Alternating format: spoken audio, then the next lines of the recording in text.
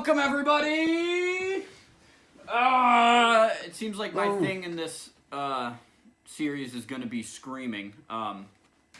Isn't that just your thing? Yeah. And we were just talking about that movie. Look at that. Look at that. Isn't that... Oh, God. Isn't that gold? Isn't that gold? Happy Spooktober, everybody. Anyway, welcome to History Shmistory. I'm your host, Asher Wertheimer. Welcome back, Wade Foster. Good to be here. We're excited. We're excited for you to take the dub this time. And welcome back, Pat Fitzgerald, two-time, reigning champ. Undefeated. Undefeated. Literally undefeated. But this is a very special episode because it's Wade Foster's birthday episode. So happy birthday, Wade Foster. He turned 21 on October 2nd, which is why we didn't film on October 2nd because there's a lot going on. But in honor of that, of October 2nd, we got a couple updates. Number one is that as of right now, this week, this show is going to be coming out bi-weekly. So you won't see one this upcoming Wednesday. It'll be the Wednesday after that because this is way too much work to turn around in a week with a whole lot of other stuff going on, including a wedding and work. It's too much. And in order to cut down on that work, again, we're going to do just 2 stories here, October 2nd, 2 stories. See how that goes. If I think I can handle 3, we'll go back up to 3. But also in honor of Wade's birthday, we're going to have stories today that are historical events that occurred on October 2nd. So, that occurred on Wade's birthday. So that's our little theme for today. Isn't that nice? Isn't that cool? You know? He's got the home field advantage. This is rigged. I didn't get you any gifts, so this is my gift to you. All right, let's get into it. The Honorable, the Chief Justice and the Associate Justices of the Supreme Court of the United States. Oh, yay, oh, yay, oh, yay. All persons having business before the Honorable, the Supreme Court of the United States are admonished to draw near and give their attention, for the court is now sitting. God save the United States and this honorable court.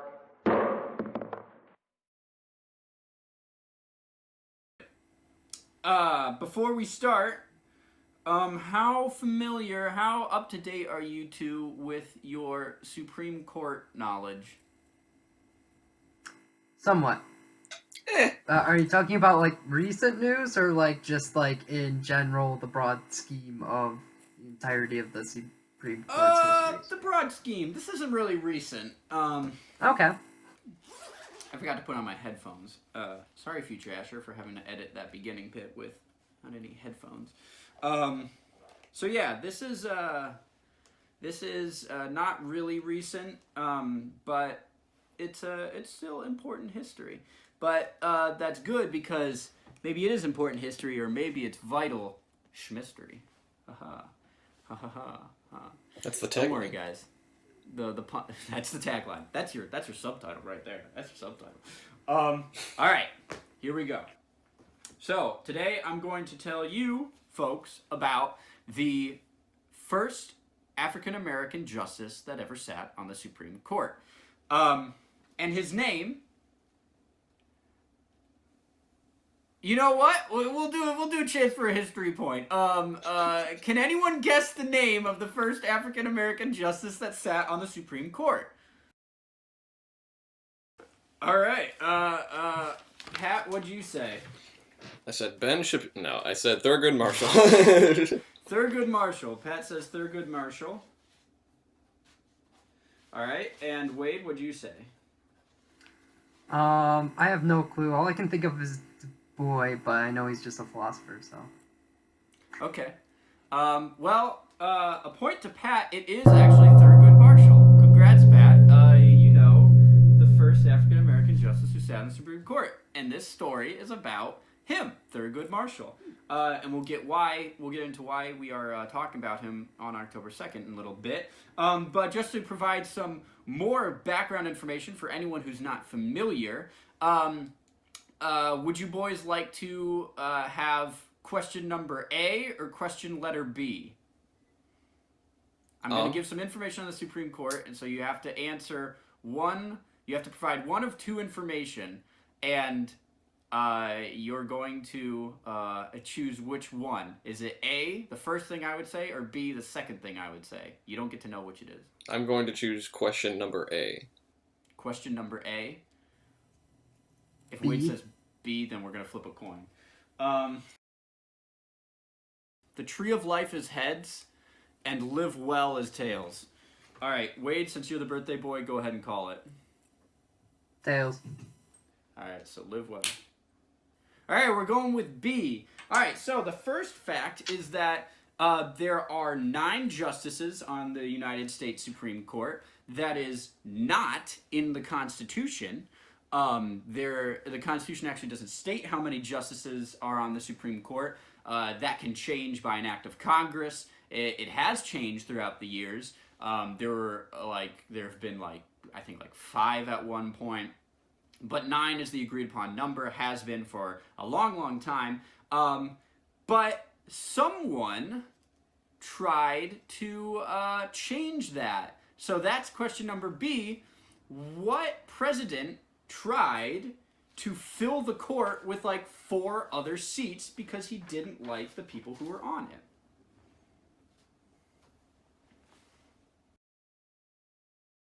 Wade, what did you say? Thinking maybe Nixon? Nixon. All right. Seems fair. Seems like something Tricky Dick would do. Pat, what about you? I'm gonna do shot in the dark and say Reagan. All right. Points for no one. It was FDR. FDR did not he felt like he was left kind of a bad deal, and so he tried to add 4 or 5 extra justices, and Congress was like, no, you can't do that. Is it bad that I thought it was a terrible idea, and then you said it was FDR, and I was like, well, actually, I see where he's coming from. yeah, I see where he's coming from. Well, this is actually a debate that's going on right now, not to get political, but you guys know this. This is a recent debate in the United States government of whether or not there would be more justices on the Supreme Court because of a whole bunch of stuff going on. Which, bring it back to recent, can you guys name, how many justices on our current Supreme Court can you guys name? I'll tell you what, I will give a point for every justice that you guys can name that is currently on the court. Oh no, yeah, I'm legitimately not getting any of these. I'm not even going to attempt. I only know it because one of my friends was super mad that he was on it. It was One of your friends, was it me? No, it wasn't. It wasn't me. We haven't Probably. talked about this recently. No, was it?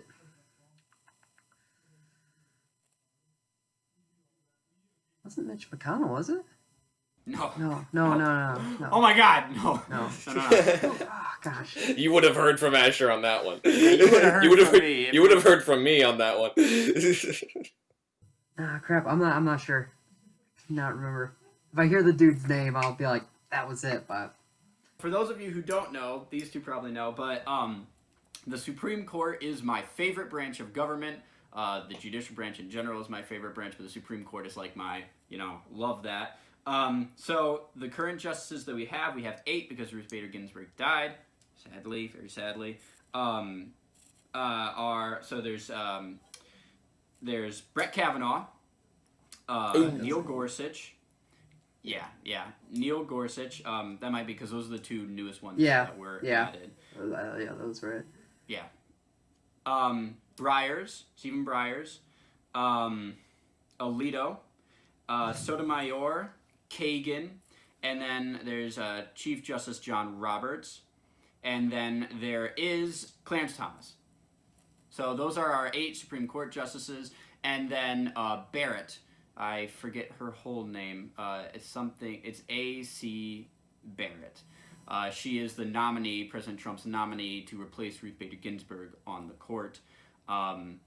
So Barrett, who's 30-something, so she could conceivably be on the court for years. But those are our, we currently have 8, which has always been an issue. You always want to fill the court seat because, if you have a dead tie, 4-4, what happens, because the court's whole job is to determine constitutionality. But we've been in that situation before because certain Congresses refuse to do their constitutional duty. But like I said, we're not going to get into that. But we are going to get into Thurgood Marshall. So you know why I'm very excited about this story, because I love the Supreme Court, and Thurgood Marshall is a huge player in the Supreme Court. One of my favorite justices. He's amazing. He was born on the 2nd of July 1908. 2nd of July 1908. He was descended from slaves on both his father and mother's side, and his father, William Canfield Marshall, was a railroad porter. His mother, Norma Erica Marshall, was a teacher. Marshall first learned to debate from his father when he was very young, when his father would do what with him? This is your first real question that I had written down. Did he, A, take Marshall and his brother to court cases and debate about what they had seen? B, take Marshall and his brother to watch the state senate deliberate and debate about what they had seen? Or C, read books to his family and debate the morality of the characters' decisions? Pat, we'll let you go first. What did you say? A. You said A. He took them to the courthouse, watched court cases, and debated about what they had seen later. All right. Pat, or Wade, what did you say? I said C. He said C. Read books to his family and debated the characters' decisions. Well, Pat keeps his lead. It was A. They would go to the courthouse, watch the actions of the lawyers and the proceedings, and debate what they had seen later. Thurgood Marshall said that his father made him a brilliant debater because he said he never pushed him to be a lawyer, but he taught him how to, because he made him prove every statement he said, made him justify this and that. Which, I mean, coming from a railroad porter is pretty cool, you know, that his dad did that. So Thurgood went on to attend Lincoln University, a historically black university in Pennsylvania, and he wasn't the only person to come out of that university who became a pretty big deal. Who were two of his fellow classmates? A, Louis Armstrong and Martin Luther King Jr. B, Langston Hughes and Cab Calloway. Or C, Cool Papa Bell and Ralph Bucci. Wade, what did you say? I said B for this one. Langston Hughes and Cab Calloway. Okay. Pat, what about you? Said A again. You said A, Louis Armstrong and MLK. Well, Arnap Garrows, it was Langston Hughes and Cab Calloway. Wade was correct. The famous poet, and then the jazz guy. Langston Hughes apparently said that Thurgood Marshall was very brash and like forward and intense. So good on him. So he studied at Lincoln University, and his first little bit of time there was pretty interesting. In what way? How did his first portion of university go? A, he made the deans and presidents list for the first 4 semesters of his time. B, he stole the dean's automobile at one point, which, keep in mind, this is like the 30s, so... Or C, he was suspended 2 times for hazing students and playing pranks on them. Pat, what did you say? A. You said A. He made the deans and presidents list for the first 4 semesters. All right. Wade, what about you? B. You said B. He stole the dean's automobile. Well, points for no one. He was suspended twice for hazing and playing pranks on other students. I think by hazing, I don't think they mean like the messed up stuff that goes on now. I think he was a prankster. Like he was messing with other students. But enough so that he got suspended 2 times. You have to be doing that a lot. Yeah, really. And twice. Like after the first one, they were like, it didn't do it again. Like, and so he was those are just the times he got caught. Yeah, exactly. He's apparently a rowdy guy. So, after all that, he eventually decided to take things seriously when he settled down and married his wife. Apparently, marriage does, wonders for learning that things are important in life. So he did take things seriously. He actually graduated cum laude from Lincoln University in 1930. He wanted to go to the University of Maryland School of Law, which is in his hometown, but he couldn't because segregation is going on at this point, so he wasn't allowed. Instead, he went to Howard University School of Law. His mom made sure he got in by pawning her engagement and wedding rings to pay for his tuition. And unlike his first few years at the original university, he didn't waste that opportunity. He graduated magna cum laude, top of his class at law school in 1933, which, if you break down the timeline, he graduated from university with a degree, Bachelor of Arts, and in philosophy in 1930, and graduated law school in 1933. He went to law school for 3 years only. That's pretty intense. So, I guess he was good. Thurgood. Thurgood. Dun-dun-dun-dun. Point at that camera. His actually fun fact: his name was originally Thorogood, but he shortened it to Thurgood. So in 1934, he represented the NAACP, National Association for the Advancement of Colored People, in Murray v. Pearson, and he would stay connected with the organization for 25 years, becoming a national staff member in 1936. So, he was very active, obviously, in law and specifically in the NAACP. And with his actions in law, he naturally hit on some pretty notable and headline cases. One of which was what? What was the most notable case that Thurgood Marshall served on as a lawyer? A. Brown v. Board of Education. B. Plessy v. Ferguson. Or C. Furman v. Georgia.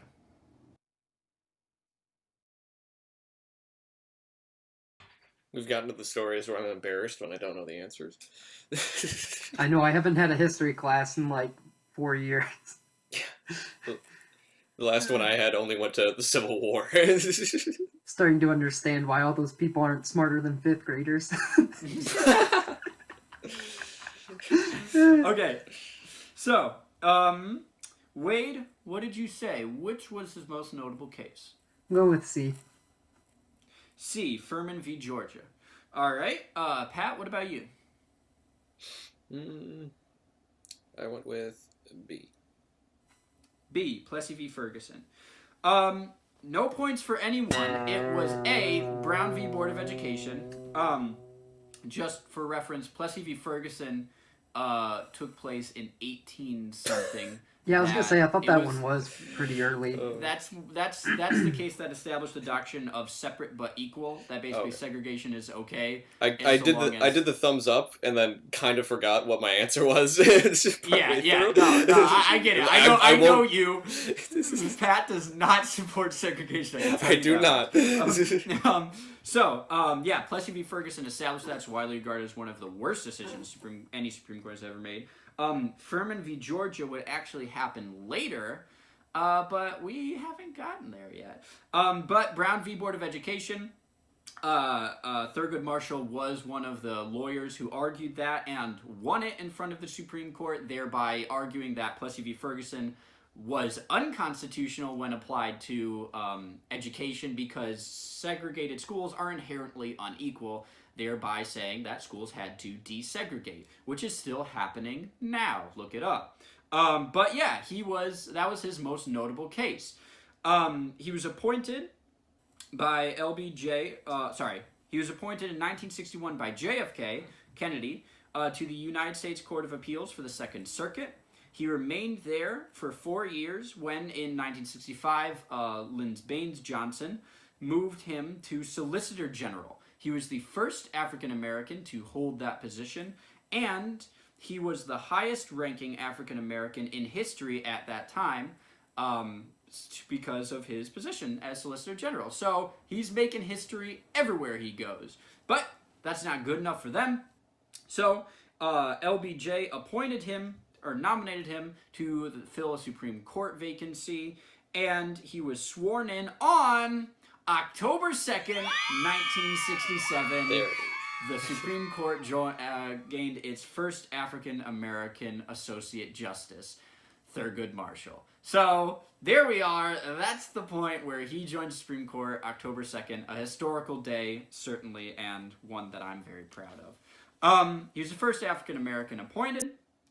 He, during his tenure on the Supreme Court, he supported individual liberties. Most notably, he supported abortion rights, racial equality, and strongly opposed the death penalty, which is actually where we get to Furman v. Georgia. Furman v. Georgia was the case that abolished the death penalty, said that it was unconstitutional, and obviously, you know, Thurgood Marshall was a big supporter of that case, that it should be abolished. He had a ally on the court, which was Justice Brenner, who they rarely disagreed with each other, and almost always voted the same way. The two of them would always write dissents, especially in the case that came a couple years after Furman that said, well, hang on, can we have the death penalty for some things? And the court was like, sure. And Thurgood Marshall and Brenner were like, please no, but as you know, we have it now because of that case. So that was their main crusade, was opposing the death penalty, supporting individual liberties and the like. He served until 1991. He passed on January 24th, 1994. He passed away. But before he retired, he said that race, because as you know, the Supreme Court is a lifetime appointment. You do not get, you don't run for re-election or any of that. You only step down when you choose to step down or you die.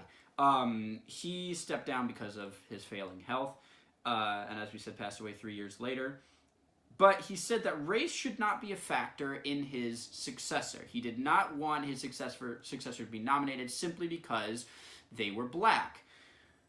The person who appointed his successor was George H.W. Bush, a conservative president, a Republican president, and Thurgood Marshall was obviously a liberal justice.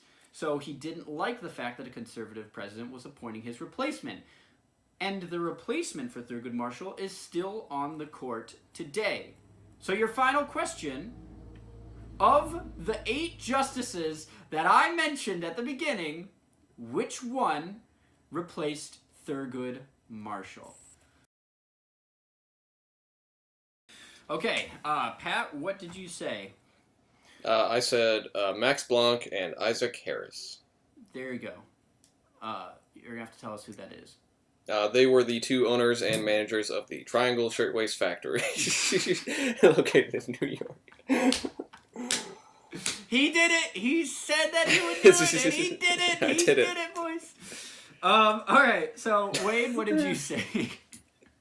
I don't know, just Brett Kavanaugh. I'll just throw one out there, even though I know it's not him. Okay, so, I appreciate you knowing that's not him. Yeah, points for no one. His actual replacement was Clarence Thomas, who is still the only African-American on the court right now. He's the second African-American who was appointed to the court, appointed by George H.W. Bush. He's a conservative justice, one of the most conservative justices that the court has currently.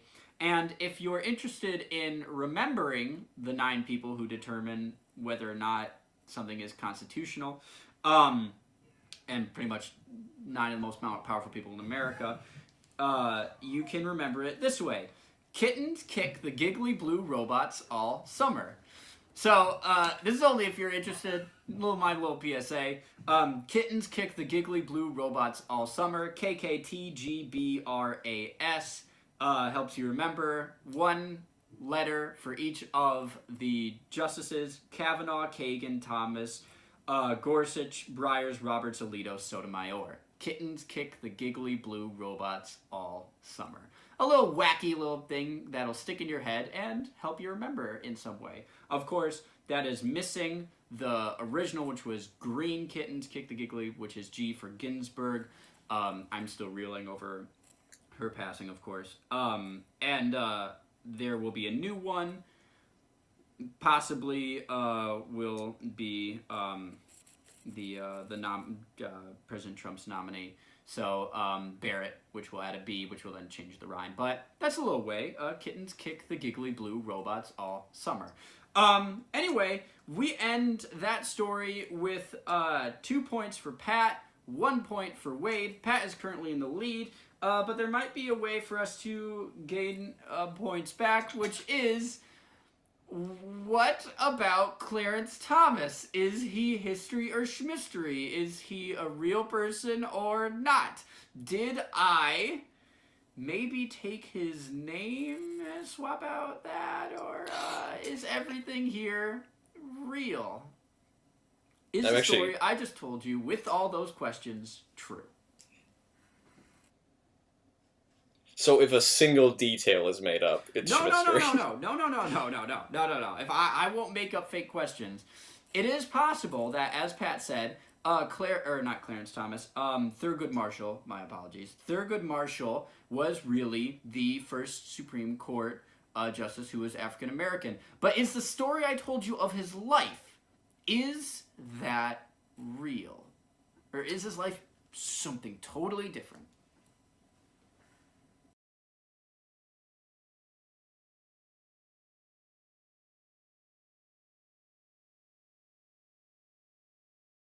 Pat, what do you think? History or schmistory? History. History. You think that the story I told you of Thurgood Marshall is true. All right. Wade, what about you? Going with history as well. Going with history as well. Will you be right to do so? That is all true. Everything I told you. I did not make any of that up. I'm mad that I doubted that. I doubted for a one or second, two too. of those things. Yeah, that's what I want to do. I want to make you doubt. But, you know, we learned something today, and you know that I would never skimp on an opportunity to tell people about the Supreme Court.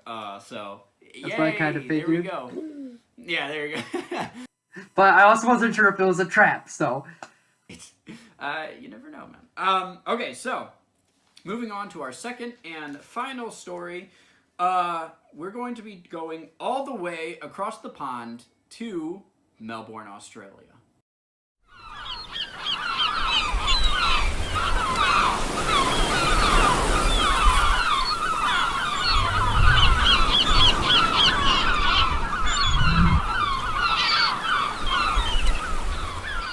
October 2nd, 1960 was a significant day for Melbourne, Australia, because it was the day, or rather the night, where their mayor, Tom Walkin, disappeared. So, Tom Walkin was, as I said, the mayor of Melbourne, Australia, and on October 2nd, he was driven home by his driver and was not seen the following morning. Now, it was an election, year, and the election was coming up, and so naturally you would think that people would be pretty interested as to where their mayor had gone during an election. So, that in mind, how many days passed before they started kind of panicking about the missing mayor? Was it A, 1 day, B, 2 days, or 3, a full week? All right. We're all locked in. Wade, what did you say? Going with C. You're going with C. You think they waited a full week before they started looking for the mayor.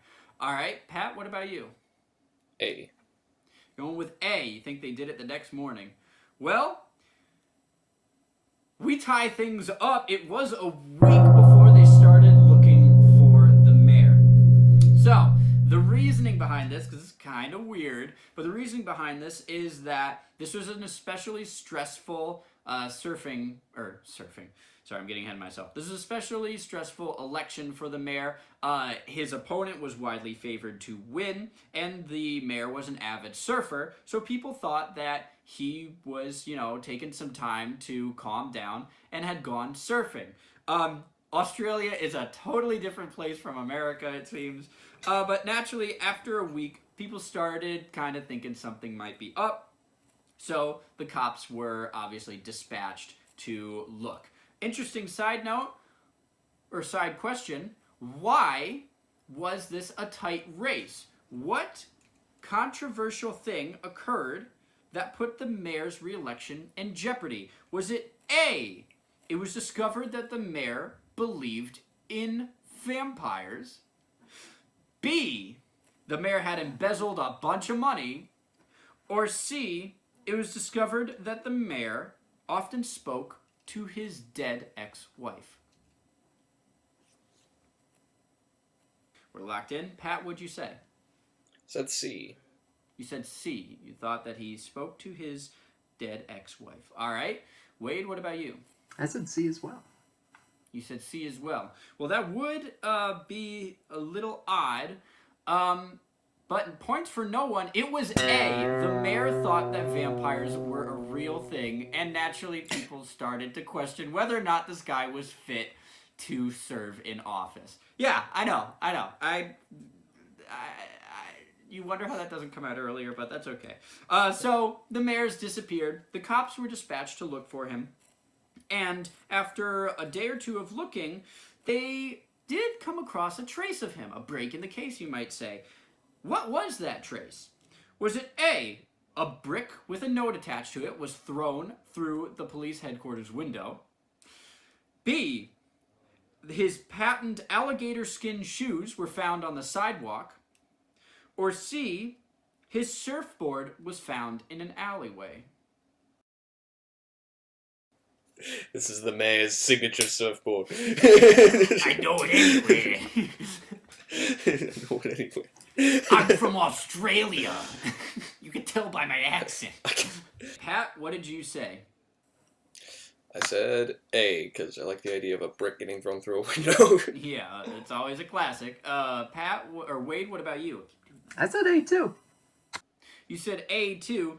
Well, as funny as that would be, it was actually B. One of the patrol cops found one of the mayor's patent alligator skin shoes laying on the sidewalk.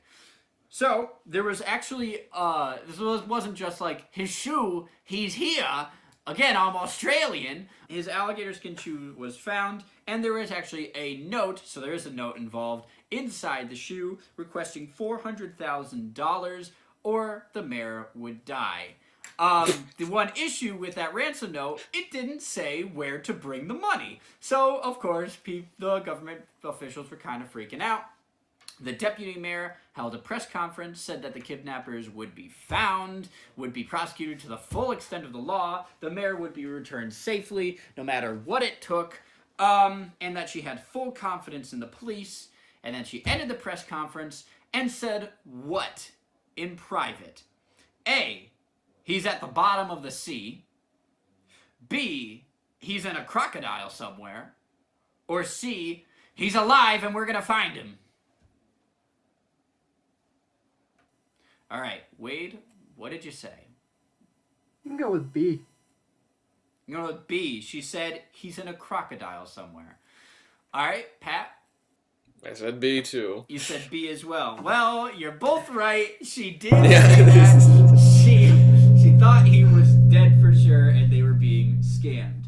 But of course, they pursued this, opportunity. They looked all around for the mayor to see if they could find him, but there was one particular method that they used to try and track down where to find the mayor. And the briefing for all the police officers, they, at the top of their list, this was what was listed for what they should do to try and track this man down. What was it? Was it A, look for his car? B, look in the most run-down areas of town? Or C, look for the other shoe? All right, we're set. Pat, what did you say? I said B. You said B, look in the seedy areas of town. The grind. All the coffins, open them up. Oh, open up those. All right, Wade, what did you say? I thought we were going to do the same answer again, but I said C. You said C. You think they were looking for the other shoe. Well, Wade, you're right. They prioritized finding the second shoe. They thought that the kidnappers were using it as kind of a mocking way for the mayor. Not for any points or anything, but do you guys think they were right? Wait, About right about what? what? Trying to find the... About looking for the shoe, about the kidnappers using the shoe as a way to mock the mayor by leaving clues in them. Did they leave clues in the shoe? Well, the first That- shoe, that's where remember the they found note the ransom was. note Oh. in the shoe. I don't know, I figured they might be like, oh shoot, we forgot to tell them where to put the money, so they're like, oh, we have another shoe still. I'm not gonna. This is not for any points, so you can answer freely. I would go with yeah, why not? I think that's a good strategy the police used. I'm gonna say honestly, no, I don't think that these guys don't seem like they're operating on a full tank when they kidnap the mayor of this town that believes in vampires and might not even be reelected. Well, you're right. They really did use his shoes to communicate with the cops. They found the second shoe strung over a telephone pole. You know how people will tie the shoes together and throw them up? Well, they didn't have the first shoe, so they tied it to a bag of sand and threw it up on a telephone pole wire. In it gave them a place to drop off the money. The police and the government complied. They dropped off the money, and the mayor was found on the steps of the Capitol building on October 13th in the wee hours of the morning. So, he was returned Friday? safely. Was it Friday? Was it Friday the 13th? I thought that, and I thought that might be really cool, but it wasn't, and it makes me so mad. I know, it makes me so mad. But You should have just written it that way, man. yeah, really, yeah. Wouldn't that have been easier? No, but it would have been best for Spooktober. But he was returned, super happy ending for everyone, except for the city, which is now out $400,000. But happy story for everyone, except for a little bit of something else, which was in 1992, 32 years after this happened, a man came forward saying that the mayor had paid them to fake a kidnapping in order to garner the sympathy of his followers and get him reelected. So, naturally, you know how America's never not reelected a president during wartime? He was kind of thinking the same concept. They'll have sympathy for the kidnapped mayor. Oh, our brave mayor who is in danger. Let's reelect him. Rah, rah, rah. The kidnappers, there were two of them, were allowed to keep the money that the city paid them. And the mayor said that he would get reelected as a result of this publicity stunt. So, for your final question, did it work? Was the mayor reelected? Did this earn him sympathy points with the public and get him reelected to the office? All right, Wade, what did you say? I think it worked. Yeah. You think it worked? You think they were happy to have their mayor back, and you never know what you have until you lose it. All right, Pat, what about you? I said it didn't work. You think it didn't work? You think? That I guess it did take a week for them to even be like... You think they kind of didn't care? Well, Pat, you're right. Apparently it's not enough to outweigh the fact that your mayor believes in vampires. Yeah, he was not reelected. He was actually defeated in a major landslide. He I think, lost. actually, I have a picture of the two guys that kidnapped him. Yeah. Let's see. I was able to find it real quick. God dang it. That's perfect. That is perfect. So, the mayor was not reelected, and that's where our story ends. Or is it? What do we think, boys? Do we think that this is... Pat's already ready. Do we think that this is history or Shmistory?